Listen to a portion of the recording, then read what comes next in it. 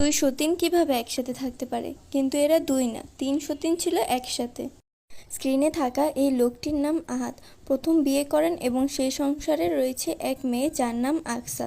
সেই সংসারের কথা গোপন করে সে দ্বিতীয় বিয়ে করে তৃষা নামে এক মেয়েকে। তৃষা আহাদের সাথে ফটোগ্রাফির কাজ করত। তৃষা আহাদের প্রথম সংসার বা মেয়ের ব্যাপারে কিছুই জানতো না। একসময় সব জানলেও সে সব মেনে নিয়ে আহাদের সাথে সংসার শুরু করে। একটা সময় পর তারা দুই সতীন একসাথে থাকতে শুরু করে। একটা সময় পর আহাদের প্রথম স্ত্রী বাসা ছেড়ে চলে গেলে সে তার সংসার ভাঙার সকল দোষ তৃষাকে দিয়ে যায় এবং আরও বলে দুই সতীন কখনো একসাথে থাকতে পারে না। তৃষা এই কথার জিদেই তার স্বামীকে তৃতীয় বিয়ে করাবে বলে এফবিতে একটি ভিডিও বানায়। তখন তাদের একজন ফেসবুক ফলোয়ার আখি তৃষাকে নক দেয়। আখি তৃষাকে জিজ্ঞেস করে যে সে তার স্বামীকে কেন তৃতীয় বিয়ে করাতে চাচ্ছে।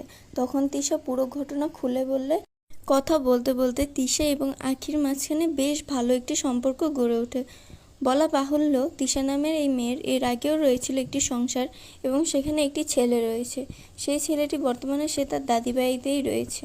এক সময় পর তৃষা আখির সাথে দেখা করে এবং সে নিজ ইচ্ছায় তার স্বামীকে আখির সাথে বিয়ে দিয়ে দেয়। বর্তমানে তারা দুই সতীনই একসাথে একই বাসায় থাকে এবং বড় বউ তার বাবার বাসায় থাকে। তার ডিভোর্স হয়ে গিয়েছে আহাদের সাথে। কিছুদিন আগে আহাদের দ্বিতীয় এবং তৃতীয় স্ত্রী একই সাথে প্রেগনেন্ট ছিলেন এবং এদের মধ্যে তার দ্বিতীয় বউয়ের একটি মেয়ে সন্তান হয়েছে। So that's it for today. এই দাদা আসতে তুই সেই যেদিক দিয়ে এমনি দূরে খান তুই ধরিস না।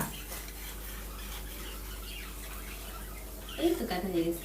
এই তো দেখছস পারছি। আমি একটা কথা বলতেছিলাম, এই যে এর